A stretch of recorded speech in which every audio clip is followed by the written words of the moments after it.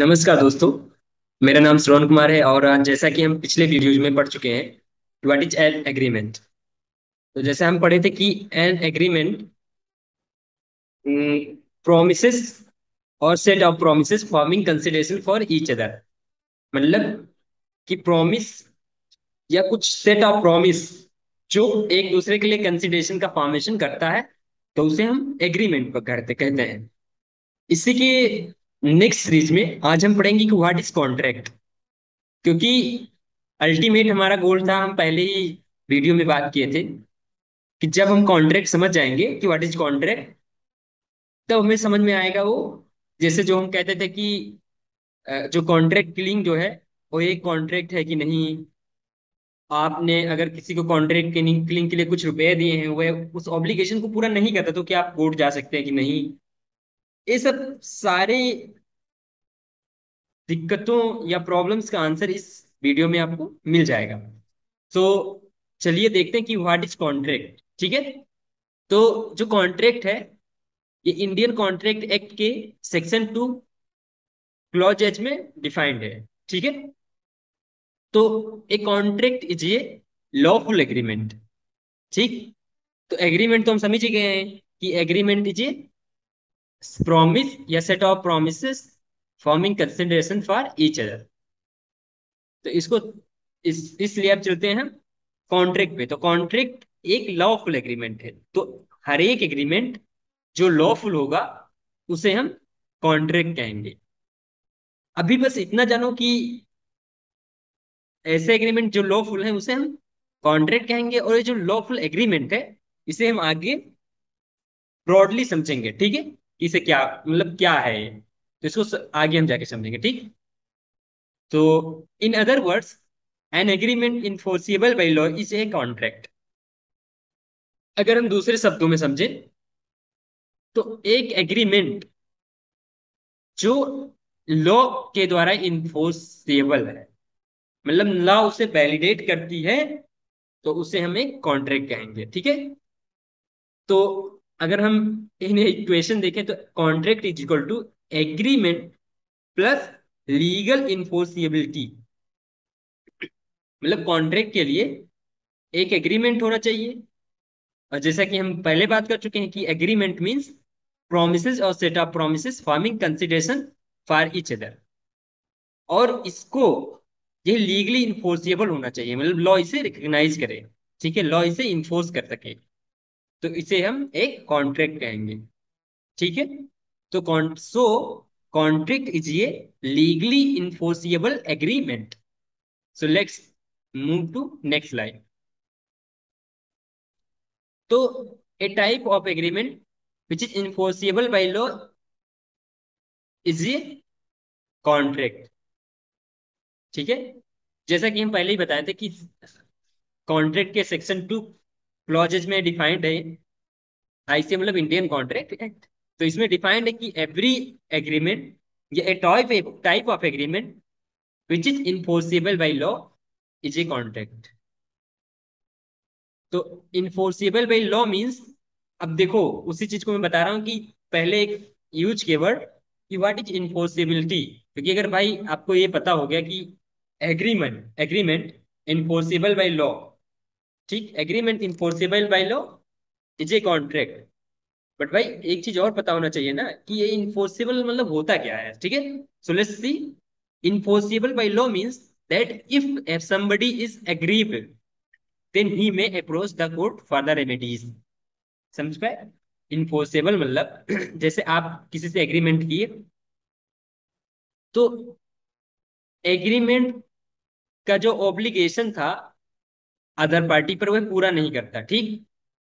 जैसे आप आपने बी से एक एग्रीमेंट किया था कि बी आपको 1 केजी या 100 केजी चावल सप्लाई करेगा, जिसके बदले में आप उसे पेमेंट कर चुके हैं, और तब भी वह अपना ऑब्लिगेशन फॉलो नहीं करता। तो यहां पर आप एग्रीड पार्टी हुए, और आप कोर्ट जा सकते हैं उसको इन्फोर्सिबल कराने के लिए, मतलब रेमेडीज पाने के लिए। तो आपको मुझे लग रहा है समझ में आ गया होगी कि इन्फोर्सिबिलिटी क्या है।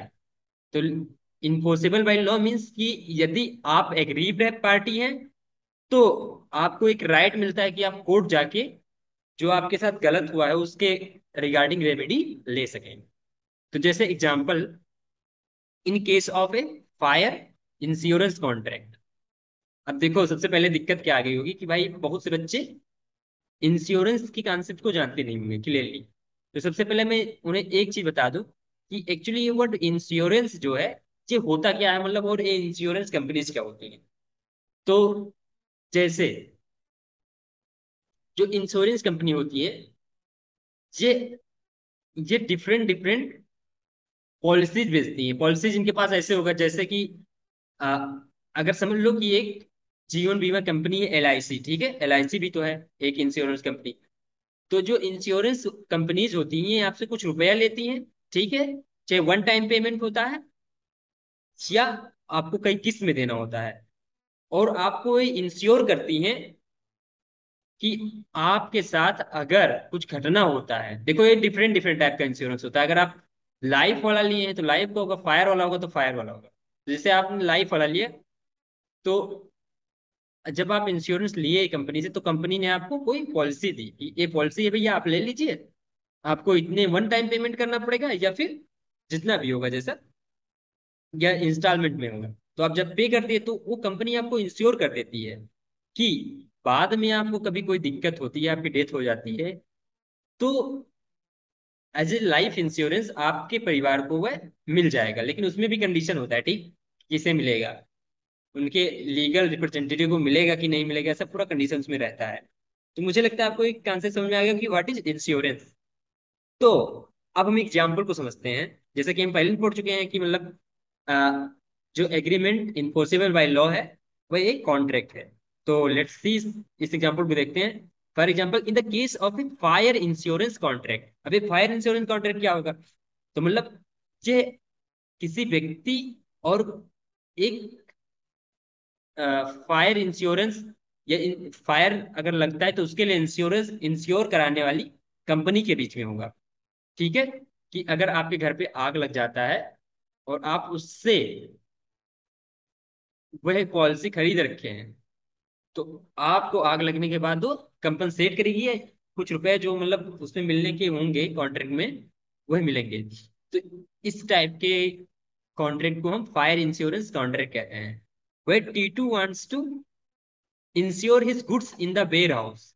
तो जो T2 है भाई वह एक कंपनी से कॉन्ट्रैक्ट करता है, ठीक है, और जो कॉन्ट्रैक्ट है भाई फायर इंश्योरेंस कॉन्ट्रैक्ट है। मतलब कि अगर जो T2 का वेयर हाउस है उसने वहां पर गुड्स रखे हुए जल जाता है आगे जाके किसी फायर की वजह से, तो जो कंपनी होगी उसे मतलब बाद में कुछ पेमेंट करेगी जो भी उसमें डिसाइड होगा। He pays the insurance premium and promises to avoid insurance fraud where the insurance company agrees agrees to compensate losses in the case of a fire। तो देखो जो T2 है भाई ये एक फायर इंश्योरेंस कॉन्ट्रैक्ट करता है और उसमें भाई ये इंश्योर कराता है कि अगर उसके वेयर हाउस में रखे हुए गुड्स अगर जल जाते हैं या मतलब कोई उसमें डैमेज होता है इसके फायर की वजह से, तो एक कंपनी उसे आगे कंपनसेट करेगी जो लॉस उस फायर की वजह से वो होगा। ठीक है, ये ऑल ओवर हुआ इस एग्जाम्पल का मतलब। लेकिन इसमें प्रीमियम मतलब होता है कि जैसे आप जो किसी पॉलिसी को खरीदते हैं तो उसका कुछ अमाउंट होता है फिक्स कि आपको इतना रुपया वन टाइम पेमेंट करना है या मतलब कुछ इंस्टॉलमेंट में, तो उसे हम प्रीमियम कहते हैं। तो ऑल ओवर इस एग्जाम्पल को पढ़ के हम एक चीज समझ पाएंगे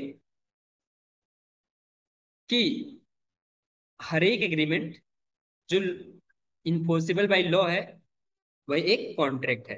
तो इसमें भी देखो अगर ध्यान से देखा जाए तो इसमें भी कंपनी जो है